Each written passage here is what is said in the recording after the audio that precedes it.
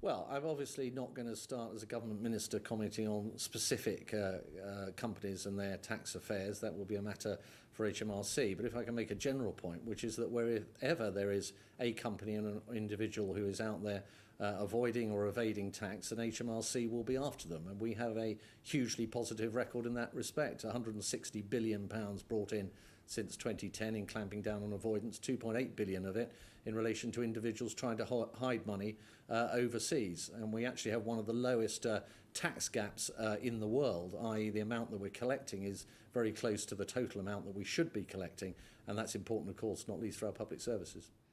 Nonetheless, when Apple was looking around for alternatives to the Irish Republic, it considered Bermuda, the Cayman Islands, the British Virgin Islands, Jersey, Guernsey, the Isle of Man. What do all those places have in common?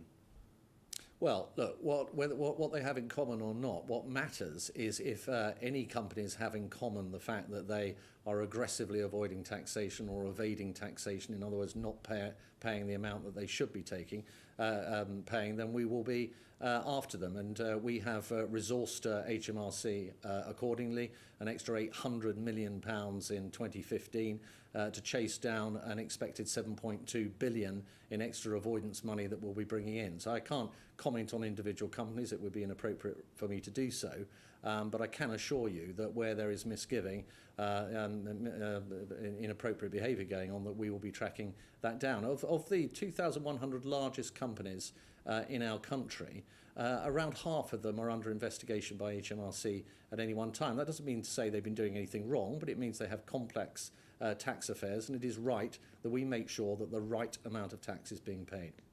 And yet it remains the case. David Cameron was calling for public registers in these British overseas territories more than 3 years ago. Why hasn't it happened?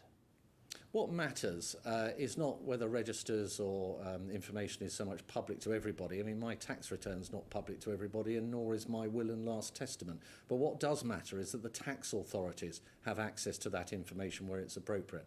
So we have been right at the vanguard of the OECD initiative, the Base Erosion and Profit Shifting project. We brought in new measures involving the transfer of information between over 100 different countries and their financial centres to make absolutely certain that HMRC has the tools at its disposal to look into those places and find those who are not paying their fair share. But how do you feel when the UK, as it has been, is described as the global hub of tax avoidance? That's not a good look for our country, is it?